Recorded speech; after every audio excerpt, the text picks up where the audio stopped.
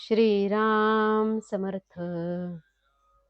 नाम सद्गुरूकडून घेणे श्रेयस्कर. नाम सद्गुरूकडून घेणे जरूर आहे की आपणच आपल्या आवडीप्रमाणे घेतले तरी चालेल.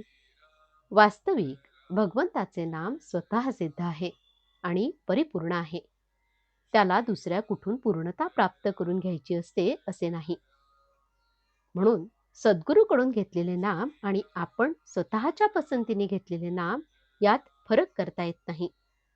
तरी सुद्धा सद्गुरूकडून घेतलेल्या नामाचे वैशिष्ट्य आहेच. ते असे की तो त्या नामाच्या पाठीशी सत्ता रूपाने असतो आणि आपल्याकडून नामस्मरण होण्यात त्याची आपल्याला फार मदत होते.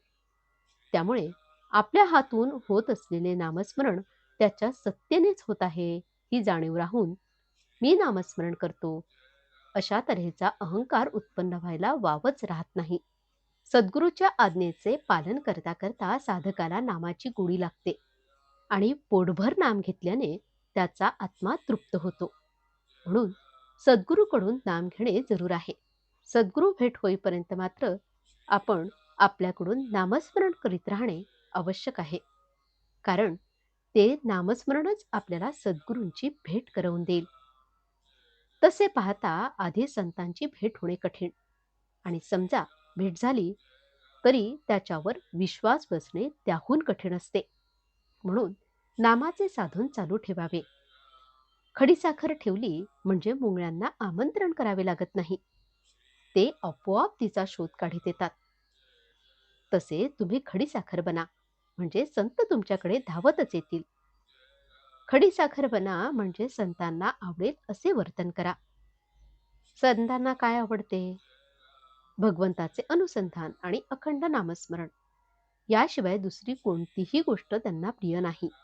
म्हणून आपल्या हृदयामध्ये नामाची ज्योत अखंड तेवत ठेवा. सद्गुरू तुमचा शोध घेत येतील आणि तुमच्यावर कृपेचा वर्षाव करतील. आता अशा रीतीने सद्गुरूने नाम दिल्यावर एखाद्याला असे वाटेल की मी राम राम असे म्हणतच होतो आणि आता सद्गुरूने तेच सांगितले, तर मग यात काय मोठे झाले? पण यातच विशेष आहे. कारण यात मी करता हा अभिमान टाकावा लागतो. सद्गुरूकडून नाम घेतले म्हणजे आपल्या कर्तेपणाच्या अभिमानाला वावच राहत नाही. मिठाचा एकच खडा खीर नासवायला पुरेसा होतो. त्याप्रमाणे अभिमान हा सर्व साधन नासवायला कारणीभूत होतो. म्हणून अभिमान टाकणे ही गोष्ट फार महत्वाची ठरते.